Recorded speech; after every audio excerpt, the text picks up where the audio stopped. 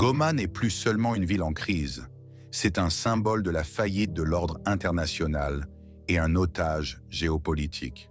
Crise humanitaire catastrophique.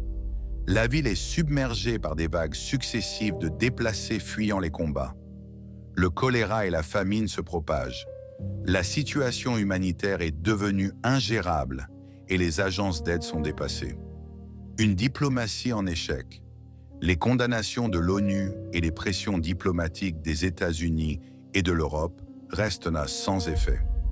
Le Rwanda de Kagame, habile en communication et se présentant comme un partenaire stable en Afrique, bénéficie d'une forme d'impunité. Les sanctions ciblées sont trop faibles pour contrebalancer les gains économiques et stratégiques que Kigali tire de son agression. Résilience et colère de la population. Face à cette tragédie, la population de Goma fait preuve d'une résilience héroïque, mais la colère monte. Elle est dirigée autant contre l'agresseur rwandais que contre son propre gouvernement, perçu comme impuissant ou complice, et contre une communauté internationale jugée complaisante. Briser le cycle de l'impunité. La relation entre le Rwanda et le M23 n'est pas un conflit complexe, c'est une agression caractérisée.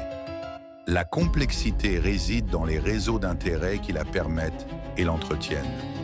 Goma est la preuve vivante que sans une pression internationale réelle et conséquente sur le Rwanda, incluant des sanctions économiques lourdes sur ses exportations de minerais et un gel de l'aide militaire, le cycle de la violence ne fera que s'intensifier.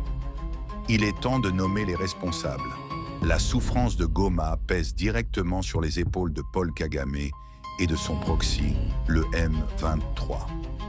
Tant que cette vérité ne sera pas au cœur de l'action diplomatique, les rapports et les résolutions ne seront que des chiffons de papier face aux armes et à la soif de richesse qui déchirent l'Est de la RDC.